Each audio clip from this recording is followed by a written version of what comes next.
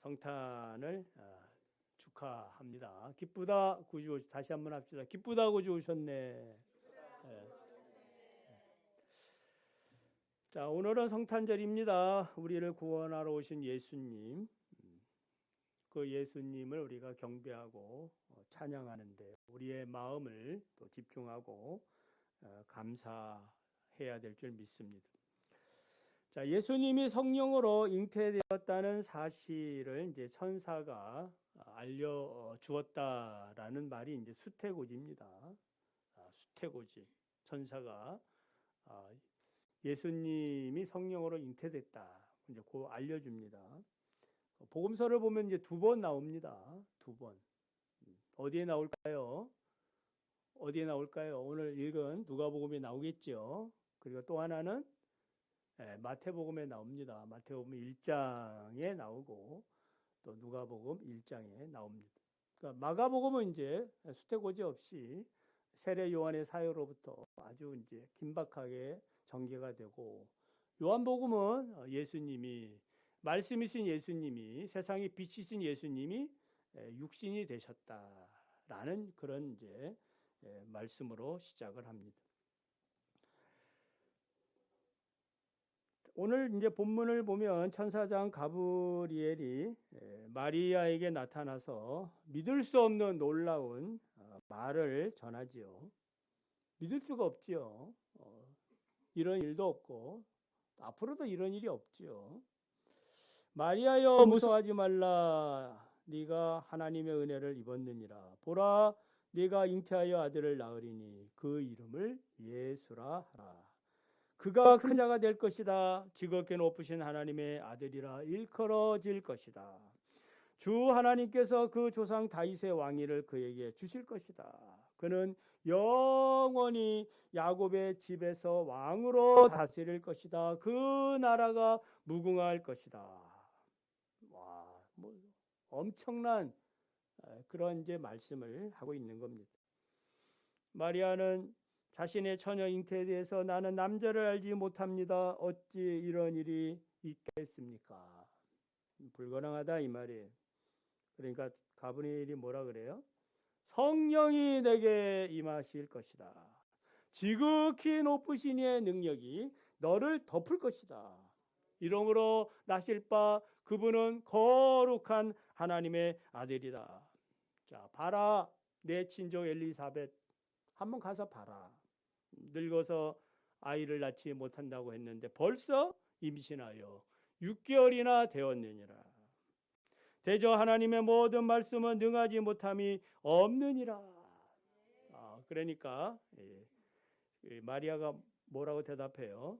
주의 여종입니다. 말씀대로 내게 이루어지이다. 그러니까 성탄 신앙은 어떤 신앙이에요? 말씀 신앙, 말씀이 이루어진 그런 성탄입니다. 예수님이 말씀이신 예수님 육신이 되어서 우리 가운데 거하신 날이 바로 성탄절입니다. 자, 마태복음 1장을 보면 이제 요셉은 마리아와 약혼을 하고 동거하기 전이었는데 성령으로 잉태된 것이 나타났어요. 성령으로 잉태된지는 요셉은 모르지요. 마리아는 알고 있는 상태고, 요셉이 이렇게 보니까 내가 저 마리아하고 잔 적이 없는데 배가 불러오는 거예요. 그걸 본 거예요. 수상하죠. 의심이 가죠. 당연한 겁니다. 근데 이제 성경은 뭐라 그래요? 요셉은 의로운 사람이라. 요셉의 의로움은 어떻게 나타났습니까?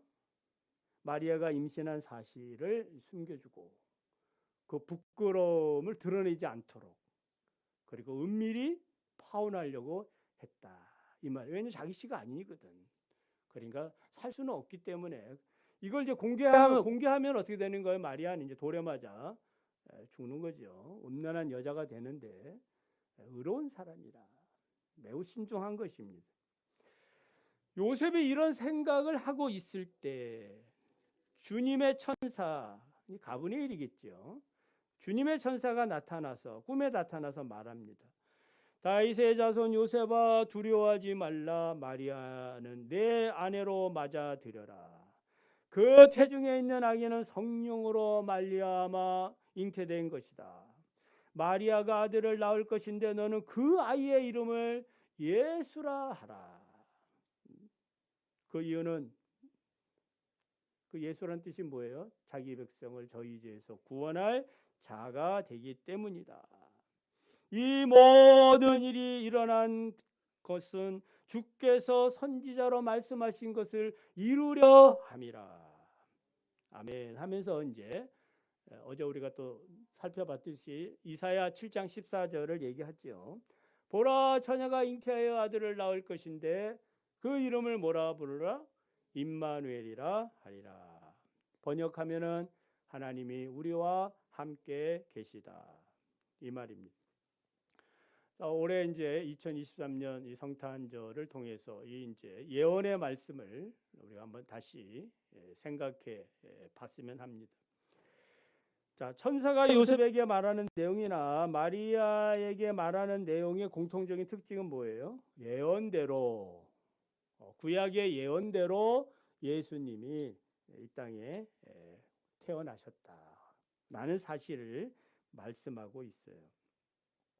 그래서 이 말씀이 믿어지니까 요셉은 어떻게 해요? 마리아를 데려왔고 아들을 낳기까지 동침하지 아니하다가 아들을 낳자 그 이름을 예수라 부르게 됐다 이 말입니다. 그리고 마리아는 주의 여정이오니 말씀대로 내게 이루어지리다 이렇게 순종을 했습니다. 자, 먼저 이제 요셉에게 그 예언한 말씀 이사야 7장 14절이죠. 그 예언의 성취에 대해서 말씀드리고 또 이어서 마리아에게 이루어진 이 성취에 대해서 순서적으로 말씀을 드립니다. 어제 임마누엘에 대해서 말씀을 드렸습니다마는 한번 듣는 것보다 또 듣고 또 들어야 됩니다. 왜냐하면은 예수 그리스도가 어떤 분이신가 예언을 성취하신 분이기 때문에 자꾸 들어야 됩니다. 어제 또 듣지 못한 분도 계시기 때문에 간단하게 말씀을 드립니다. 예수님이 태어나시기 전 700년 전에 하나님께서는 이사야를 통하여 임마누엘을 계시하죠. 그리고 아하스에게 말합니다. 아하스 왕이여 들으십시오. 하나님의 징조입니다. 보라 처녀가 잉태하여 아들을 낳을 것인데 그 이름을 임마누엘입니다.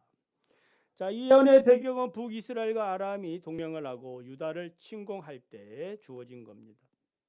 하나님을 의지하면 두려워할 대상도 아닌데 아무것도 아닌데 아하스는 믿음이 없어서 하나님을 의지하지 않죠.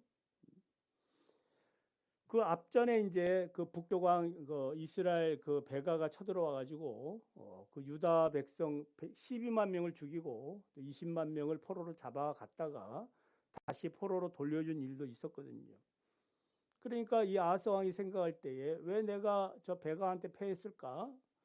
곰곰이 생각하니까 무엇이 약한 거예요? 국력이 약한 거지요. 국력이 약하니까 그 짓밟히는 거 아니겠습니까? 그러면 국력이 약하면 믿음이 있으면 누굴 의지합니까? 하나님을 의지해야 되는데 믿음이 없으면은 외세를 의지할 수밖에 없죠.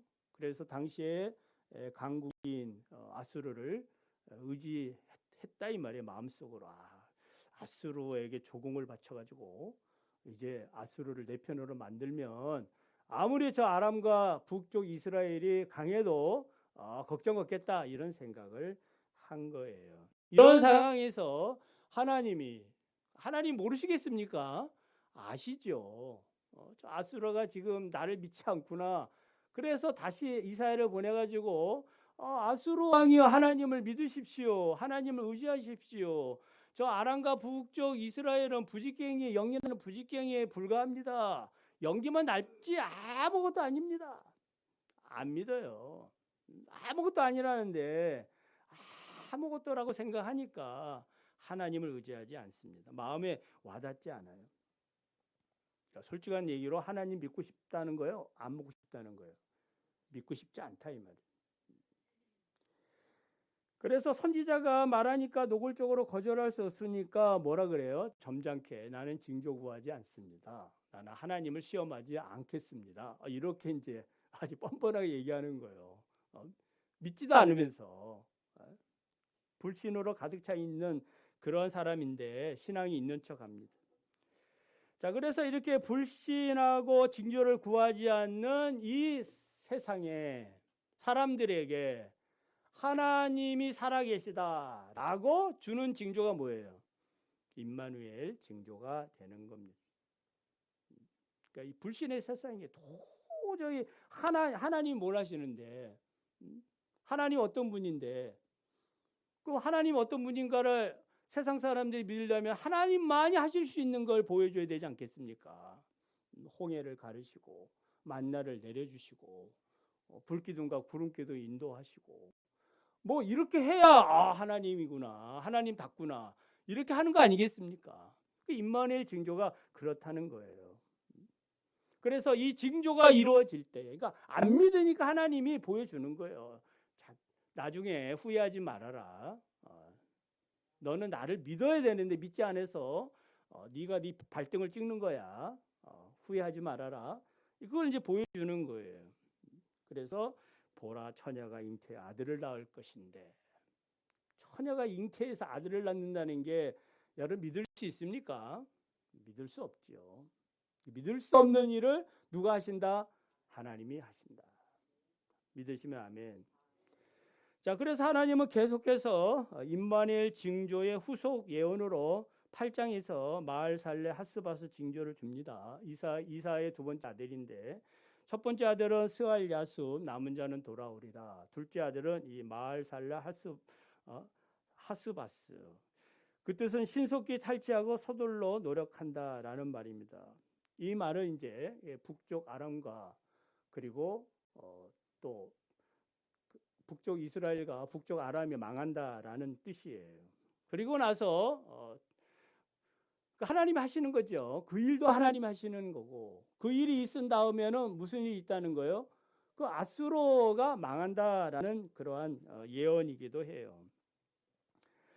자, 이사야 8장 6절을 보면 이 백성이 천천히 흐르는 실로아의 물을 버렸다. 실로아의 물은 무슨 물이에요? 하나님 말씀을 얘기하죠.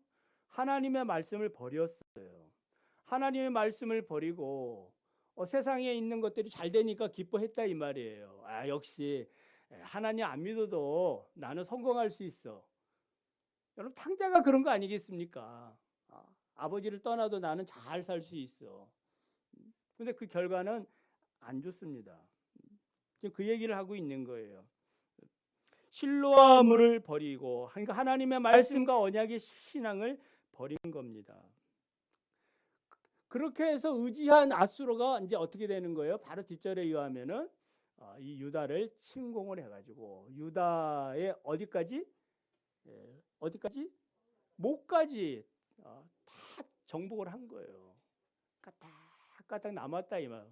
온 국토가 유린당한 거예요. 누구한테? 믿었던 아수르에게.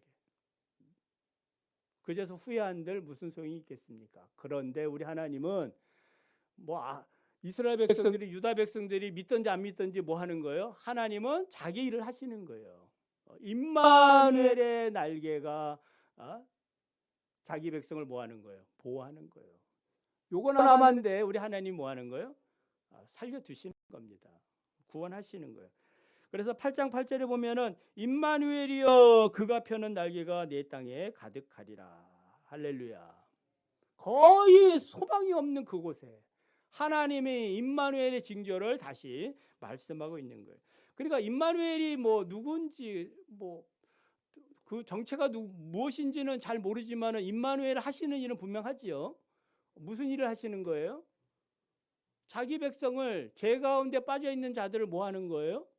구원하시는 일을 하는 거예요. 자기 백성을 보호하고 인도하고 지키시고 책임져 주시고 그 일을 하시는 분이 누구다? 임마누엘이구나.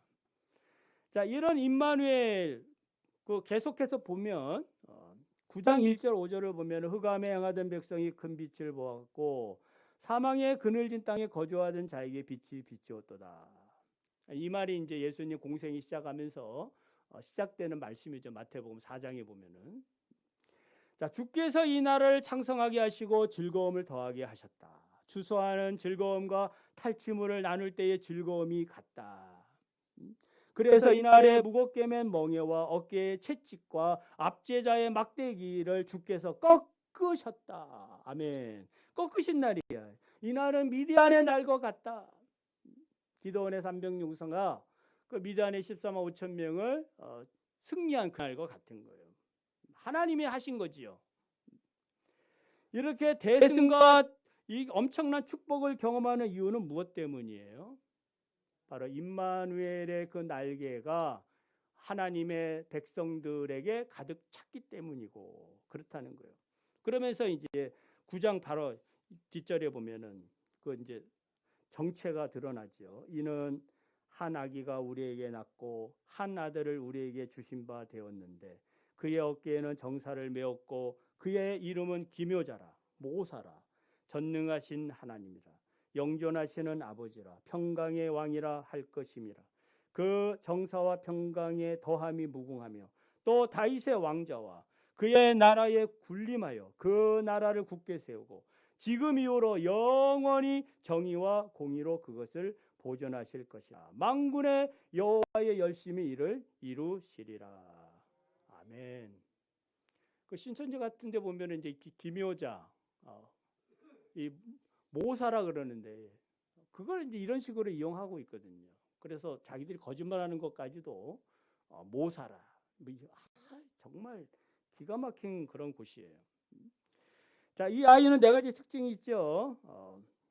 정사 왕권을 맨 왕이세요. 기묘자입니다. 두 번째는 전능하신 하나님이십니다. 아인데.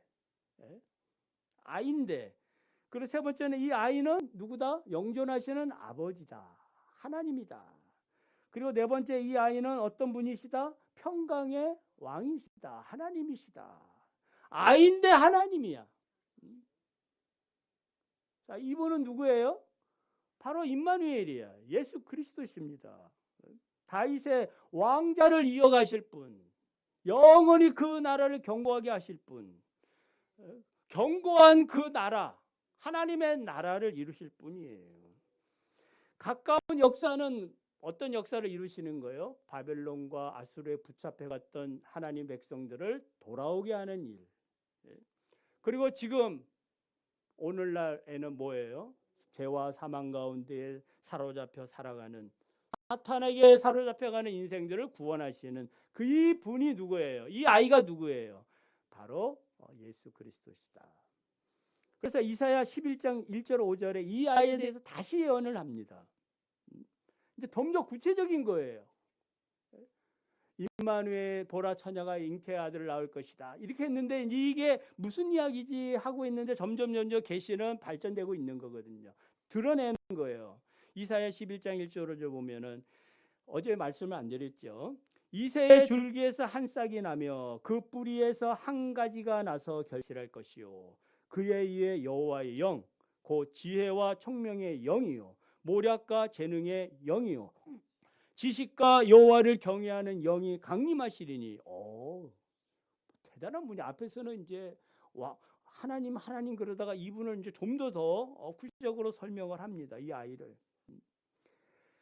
그가 여호와를 경외함으로 그 즐거움을 삼을 것이며 그의 눈에 보이는 대로 심판하지 아니하며 그의 귀에 들리는 대로 판단하지 아니하며 공의로 가난한 자를 심판하며 정직으로 세상의 겸손한 자를 판단할 것이며 그의 입에 막대기로 세상을 치며 그의 입술의 기운으로 악인을 죽일 것이며 공의로 그의 허리띠를 삼으며 성실로 그의 몸의 띠를 삼으리라. 이런 분이 누구겠습니까? 뭐 석가가 뭐 이런 분이겠습니까? 소크라테스가 이런 분이겠어요? 공자가 이런 분이겠어요? 뭐 이단들이 얘기하는 그 자칭 하나님이라는 사람이 이 분이겠느냐 이 말이에요. 오직 한 분, 예수 그리스도 있음을 믿으시기 바랍니다. 예언의 말씀을 우리가 정확하게 알고 있어야 돼요. 미가 5장 2절에 베들레헴 에브라다야 너는 유다 족속 중에 작을지라도 이스라엘을 다스릴 자가 내게서 내게로 나올 것이라 하면서 뭐라 그래요? 그의 근본은 상고의 영원에 있느니라. 이런 말씀이 중요한 거예요. 그냥 베들레헴에서 태어났구나. 단순 지식이 아니라 그분은 어떤 분이에요? 하나님이라는 거예요. 그분은 영존하시는 아버지라는 겁니다. 이 분이 하나님의 언약을 따라서 베들레헴에 태어난 거예요. 그리고 마침 가이사라 아구스토가 호적령을 내려가지고 이 요셉이 마리아를 데리고 호적하러 갔다가 베들레헴에서 예수님이 태어나게 된 거예요. 역사적인 사실들입니다. 이사야의 예언에 따라 이 땅에 오신 임마누엘, 그분은 바로 예수 그리스도시고 그 이름을 예수라 하라. 자기 백성을 저희 죄에서 구원할 자다. 시몬에 대해서 얘기했죠. 시몬은 성령의 감동이 되어 아기 예수님을 보고 내 눈이 주의 구원을 보았습니다. 이는 만민 앞에 예비한 것이고 이방의 빛이시고 주의 백성 이스라엘의 영광입니다. 여러분도 오늘 성탄절에 이러한 좀 큰 고백들을 했으면 좋겠습니다. 뭐 징글벨 그건 이제 세상 사람들이 하는 거고, 우리는 이방의 빛이고 세상의 구원자이신 그 영원한 하나님, 그 하나님을 우리는 경배하는 사람들이에요. 안나는 뭐라고 고백해요? 하나님께 감사하며 예루살렘의 속량을 바라는 모든 자에게 아기 예수님을 증거하더라. 속량이 뭐라고 했어요? 제사함. 제사함입니다. 천사는 마리아에게서 성령으로 잉태된 예수님에 대하여 이제 듣지요. 다윗의 왕권을 가지시고 하나님의 집을 견고하게 하시고 하나님의 나라를 세울 왕이다. 그분이 너의 태를 통하여 성령으로 잉태될 것이다. 이 예언은 어디에 기록되어 있느냐면 사무엘하 7장 12절 16절에 기록이 되어 있어요. 다윗의 언약이. 다윗의 언약의 배경은 뭐예요? 다윗이 하나님 너무 사랑해서 내가 하나님 집을 건축하겠습니다 라고 그런 선한 마음을 먹으니까 하나님, 야, 너 집 안 줘도 좋아. 내가 이미 받았어. 그 대신 내가 너에게 복을 주노라. 여러분, 하나님 앞에 마음 한번 써보시기 바랍니다. 마음이 안 가는 거야. 마음이. 그러니까 다윗은 진정으로 하나님 앞에 자신의 마음을 드린 거예요. 하나님 보신 거예요. 마음이 합한 자라 했잖아요. 내 수완이 차서 내 조상들과 함께 누울 때에 내가 내 몸에서 날 내 씨를 내 뒤에 세워 그의 나라를 견고하게 하리라. 그는 내 이름을 위하여 집을 건축할 것이요 나는 그의 나라 왕위를 영원히 견고하게 하리라.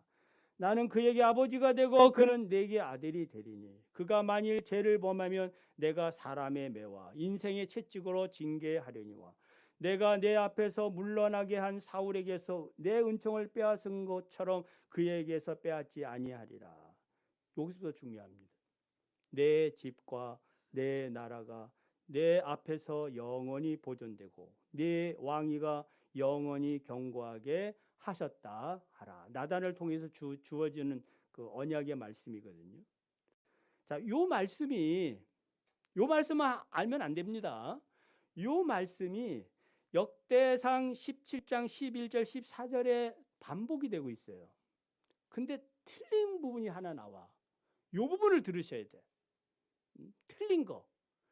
그러니까 11절에서 역대상 11절에서 13절까지는 똑같아. 앞에.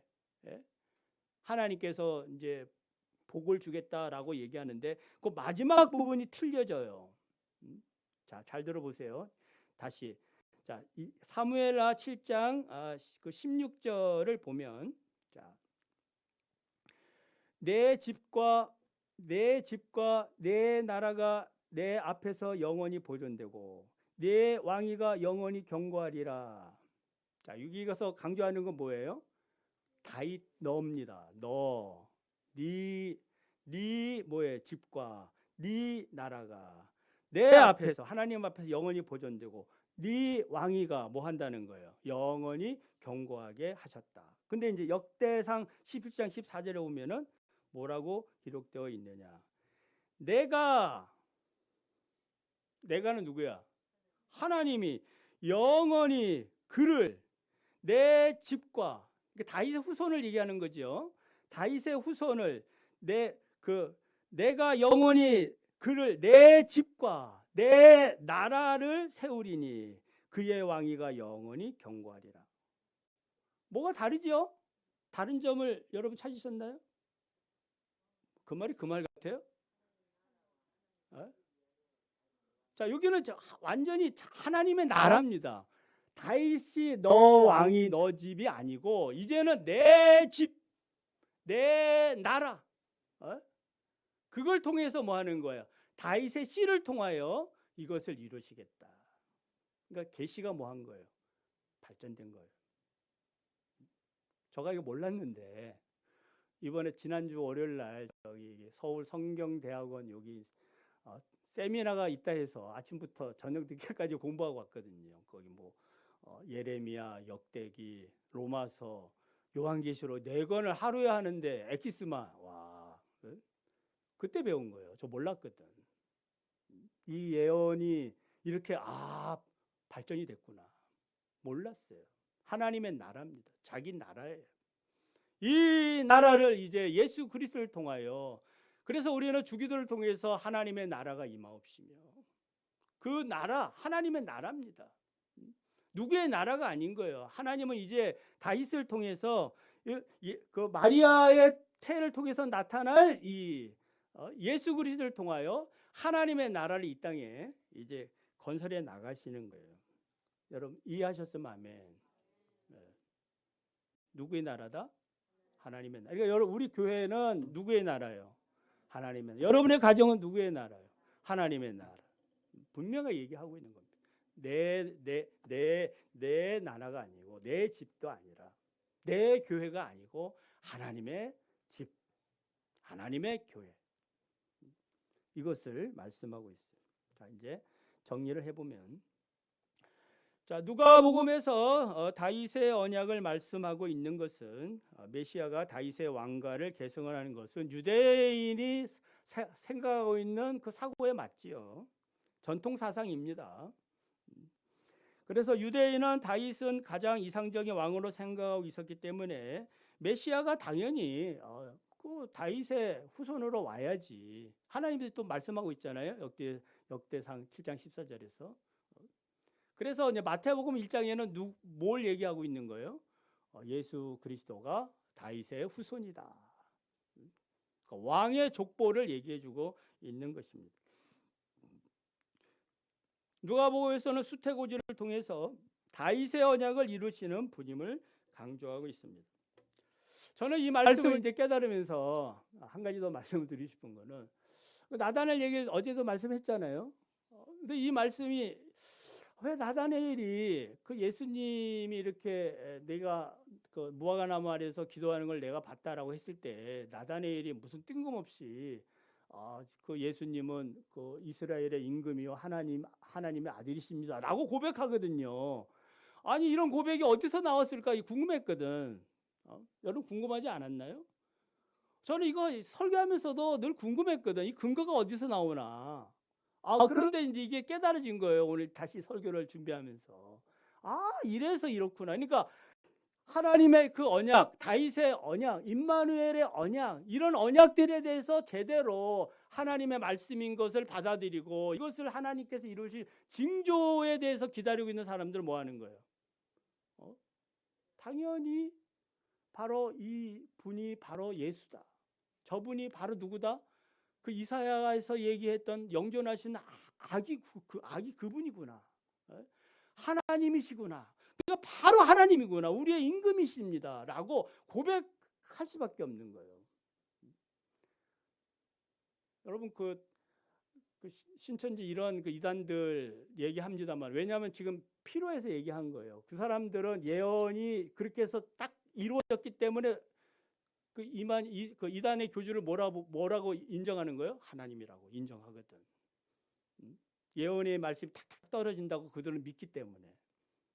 그러니까 나다네일이 생각할 때 이 예언의 말씀들이 누구를 통해서 이루신 거예요? 바로 나사렛 예수, 내가 무시했던 그 예수가 누구다? 다윗의 언약을 이어가는 그런 분이시구나. 오늘 여러분 우리 한 사람도 빠지지 않고 이 말씀에 대해서 이제는 확고하게 이해하시고 믿으시기를 바랍니다. 그리고 누가 왜 예수가 우리의 구원자가 되는데 구약의 예언을 다 이루신 분이세요. 그리고 그분이 이제 마지막 징조가 하나 남은 거예요. 우리에게 보여준 게 뭐예요? 십자가 징조예요. 그리고 재림에 대한 사실들이거든요. 이러한 사실들은 무엇에 근거해서 우리가 믿어야 됩니까? 하나님의 말씀을 통하여 이루어진 이러한 예언적인 사실들을 통해서 말씀을 드리는 겁니다. 또 어제 듣고 오늘 이렇게 또 들으신 분은 좀 더 이해가 되리라 생각을 합니다. 또 우리 또 올해 성경을 많이 보신 분들은 한 번에 들으면 또 알 수도 있는 거예요. 자, 말씀의 결론을 내리면 성탄 신앙은 무슨 신앙입니까? 말씀 신앙입니다. 요셉의 신앙도 말씀 신앙이고 마리아의 신앙도 말씀 신앙이고 말씀대로 이루어집니다. 우리가 신앙 고백하지요. 성자 하나님에 대해서 우리가 무엇을 고백합니까? 뭐라고 고백하는 거예요? 성부 하나님에서 뭐라고 고백합니까? 전능하신 아버지 하나님 천지의 창조를 믿습니다. 나는 그의 유일하신 아들 우리 주 예수 그리스도를 믿습니다. 그는 성령으로 잉태되어 동정녀 마리아에게 나시고 하면서 우리가 뭐 하는 거예요? 이런 고백들을 할 때 이제는 이 고백들이 믿음으로 믿고 온전하게 고백하기를 원합니다. 그래서 성령께서 우리를 성화시키시고 하나님의 나라에 우리를 들어가게 하기까지 천국 갈 수 있습니까? 몰라. 지금도 몰라. 죽어봐야 알지. 이러면 안 됩니다. 이럴 수도 있죠. 왜? 이게 성령으로 말미암아 이 믿음이 들어오게 되어져 있는데 성령으로 이 믿어지지 아니하면은 또 계속 우리는 몰라. 죽어봐야 알지. 속으로 그런다 이 말이에요. 겉으로는 아하스처럼 뭘 또 그런 걸 시험하십니까? 내가 지금 교회를 지금 면제도 다니고 지금 장로고 권사고 집사인데 왜 그런 쓸데없는 그런 얄팍한 질문을 하십니까? 아닙니다. 늘 우리가 고백할 때마다 모여서 주일날마다 신앙 고백할 때마다 뭐 하는 거예요? 이 고백의 진실성에 대해서 늘 감사하시기 바랍니다. 내가 이 진리에 대해서 변하지 않고 믿고 있거나 고백하고 있거나 주님 날아갈 때까지 이 고백이 흔들리지 않게 해주십시오. 말씀 신앙에 분명하게 서 있게 해주십시오. 이렇게 해서 우리 충신의 성도들이 다시 한번 하나님의 말씀에 정통하시고 또 새해부터 이제 설날 지나서 이제 성경을 본격적으로도 공부할 때에 또 더 관심을 갖고 내가 하나님 말씀에 정통해야지. 무지해서는 안 되지. 이번 기회가 내 인생의 마지막 기회다 생각하시고 안 해. 내 머리도 아파. 이렇게 그러면 안 됩니다. 말씀을 들어야 됩니다. 말씀을 들어야 돼. 말씀을 배워야 되고 어떤 형태든지 우리의 장로교 신앙은 어떤 신앙이야? 말씀을 공부하는 사람들이 모이는 게 바로 장로교 신앙들이에요. 말씀을 늘 배우셔서 마리아의 이 말씀 신앙, 요셉의 말씀 신앙, 우리의 신앙이 되기를 원합니다.